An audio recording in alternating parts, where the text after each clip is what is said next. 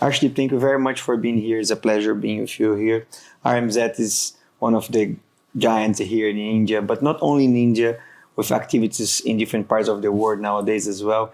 For those members that are not familiar with RMZ, can you give us a little bit more context, please? Thank you, Gustavo.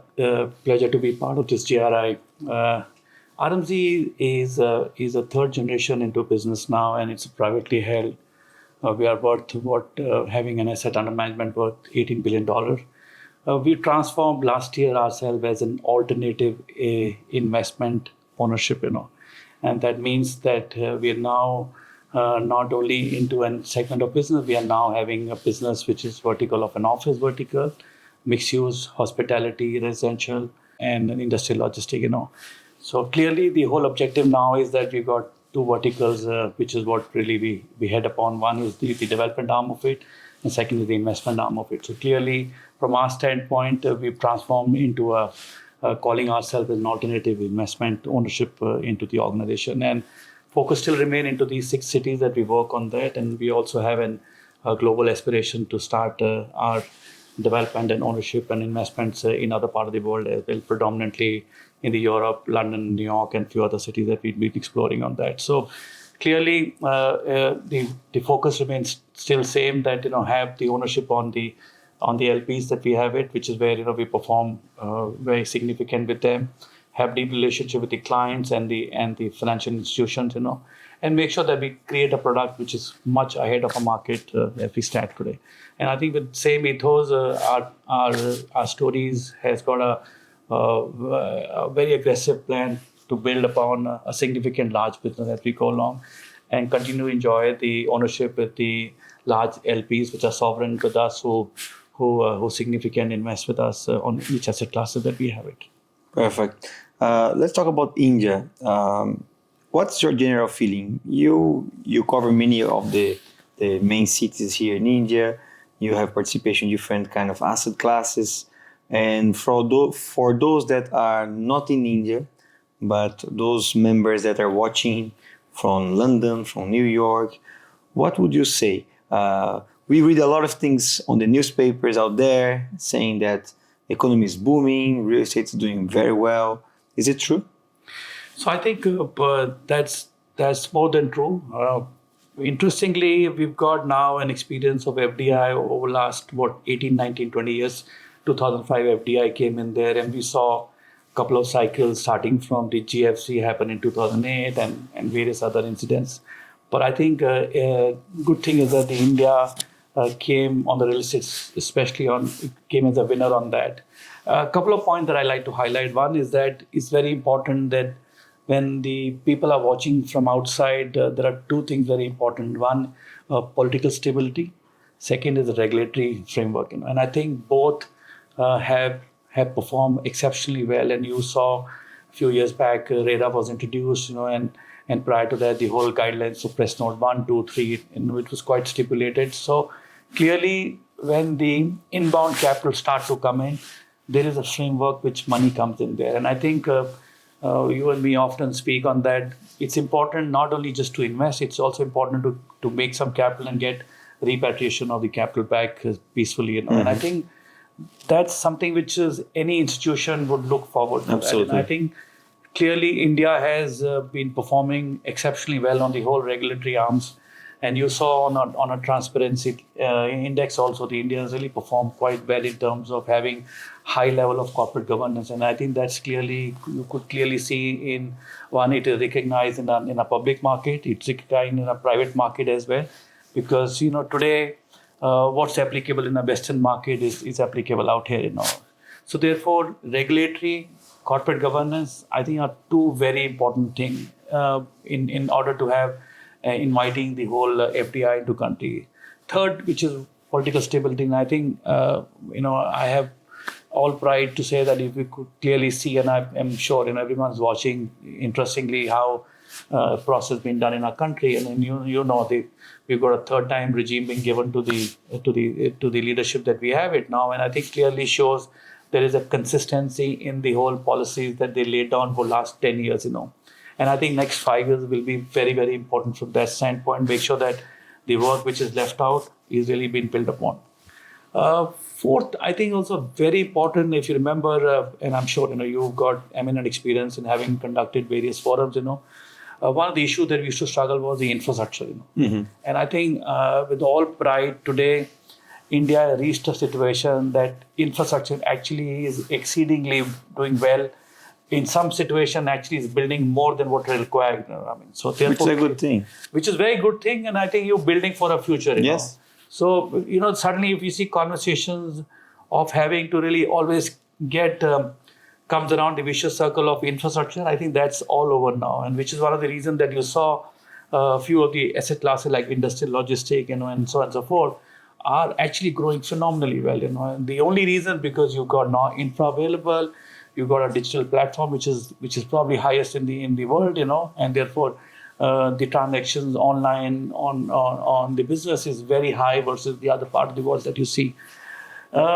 Fifth, also I would say, if you see, although currency has been a process of indexation and every year, but I think it's been reasonably well versus when you see the other part of the currencies that you see across the world. So clearly, investors start to now recognize that there is an opportunity available in each vertical that you call it. You have the regulatory framework, which you could really look at that. You've got tight agreements can be signed up, and then there are regulatory bodies which allows you to keep monitors on the entire development of the project. And therefore, when the investors start to make capital returns on the investment that they made, I think it's a sign that investor wants to come back again and again on this market. So clearly, there is a platform which is set out in each asset classes. Today, the KYC has become much interesting.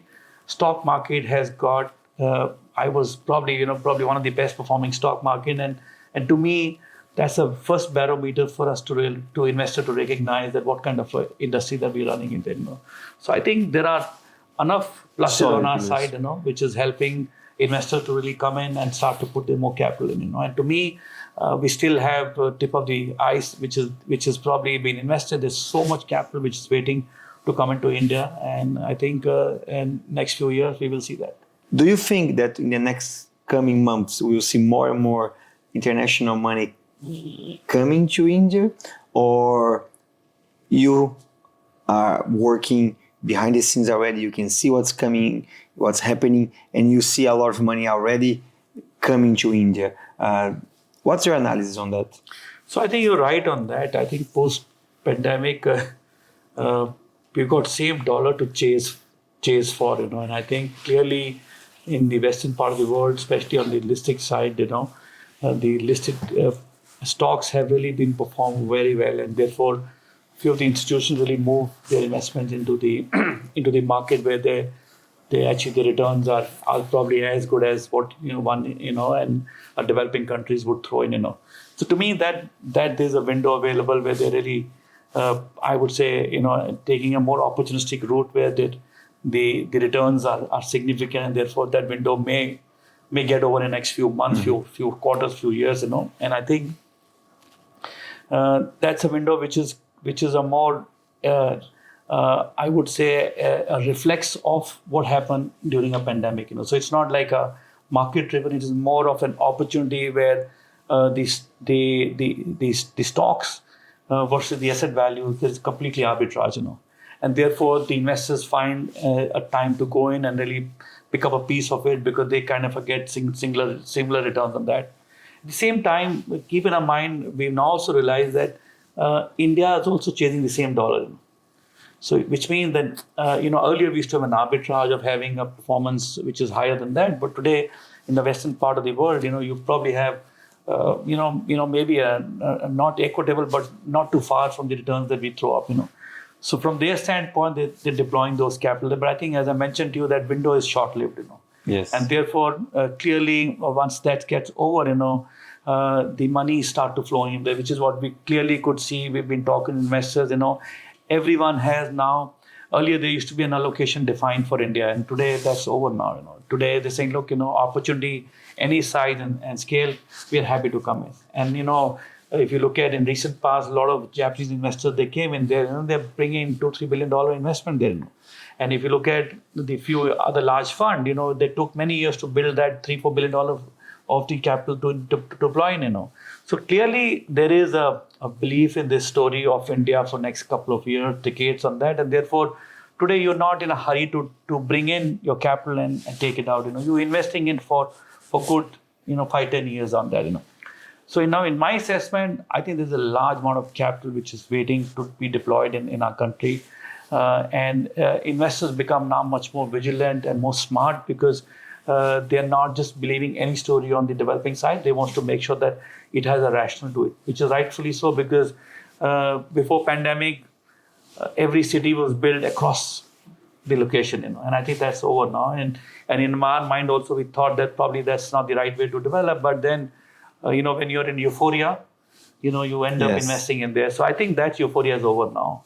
And clearly, the investor that we speak, the volumes are not an issue. They are willing to commit $500 million, $1 billion on each ticket size. They really have no, I would say, inhibition to really invest in there.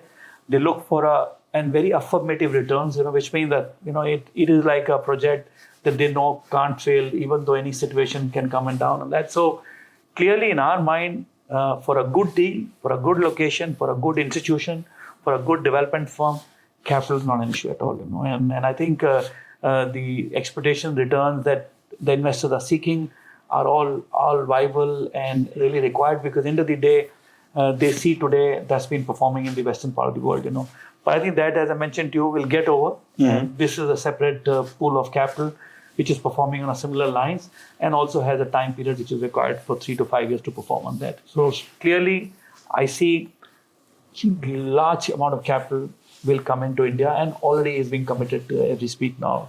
And if you look at, especially on the FII side, the fact that these listing stocks have been valued high, investors are willing to give a much higher, richer EBITDA multiple, a clearly indication that it's not only a domestic capital, but also as an FII money coming in there. So I personally feel there is a lot of capital to be deployed in our country.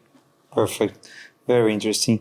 Now, let's take the opportunity to talk about the ambitions of RMZ that are not focused on India, but elsewhere. I know you have been looking into activities in London, in the US. What can you tell us? What is the strategy? Is there any specific asset class that would you'd care more, or it doesn't matter the asset class? It's about the right opportunity. Is there any market that you prefer? So when the investor used to come into India, we used to preach them that look for a right set of partners to invest with, because any geography on a real estate that you go, there is a domain knowledge required for that city, for that micro market. And I think same principle that we're following when we're going out is that we are looking for partners to come into each overseas market, especially in London, New York, Madrid, and a few other cities, where in our mind, the local partners really would take the whole, I would say, the role play of make sure that, the approvals are in place, titles are all in there, and we then play a more of an investor role play to begin with, There's no point getting in to start a development firm there because Absolutely. I don't think so. We're not ready as yet because, there are nuisance to, you've got to prepare yourself for that. So from our standpoint, we rather play more investor role play, where we bring in our capital, work alongside with the local partners, take some role plays of client relationship, capital raise, and a few others, and having him to really do the other set of the role play on that. And I think that marriage we worked in India, that marriage will work in overseas market, and that helps us to really learn that market. Makes sense. Once we have a curve which is probably reached that, we understand the market, have a client relationship, have a ownership on the whole process of regulatory side, I think will be a time for us to jump into a next level. But as of now, the whole focus is to look for opportunistic in development where you got something up your sleeve in terms of readiness, and then we come in and take a role play for next 3 to 5 years to see how that performs alongside with the local partner. So clearly, from our standpoint, that's the focus. Second focus, I think, is also very important, that I must mention that we're not jumping into an asset class, we're jumping into preferably a mixed-use development, where we trying to see how we can beat the cycle which goes up and down, on the real estate side. So therefore, a component of a retail, component of office, hospitality, and spread of a resi can be thrown, And I think that's the need of the hour, where we realize that something which is more mixed-use development actually is today very compelling, because you really try and see how you can insulate the market dynamics on that. Beside that, also it allows to get higher returns, because we've seen when you have a hotel next to an office, you tend to get more ADRs, You have an office next to the whole F&B, clients are willing to more commit space there. Yes. And I think that's the whole change in phenomenon, that today you can't have that a business park only having to just talk about office. It needs to have an integration of other asset classes to be part of it. And I think we realize a few of the assets that we're working, which is mixed-use development, it actually is throwing up very high returns. And I think it's very important. It gets you some sort of allowance in terms of, if you have a resi part of it, allows you to have a cash inflow, and therefore brings down the LTV levels to much lower, and therefore kind of a de-risked position. So interestingly, from our standpoint, a partnership, very important role play. We play a more, I would say, investor role play, and have a more mixed-use development being part of the city rather than doing a pure asset play on an asset class. Fantastic. Very interesting. Arshdeep, thank you very much for your interview. Appreciate it. Thank you. Appreciate it. Thank you.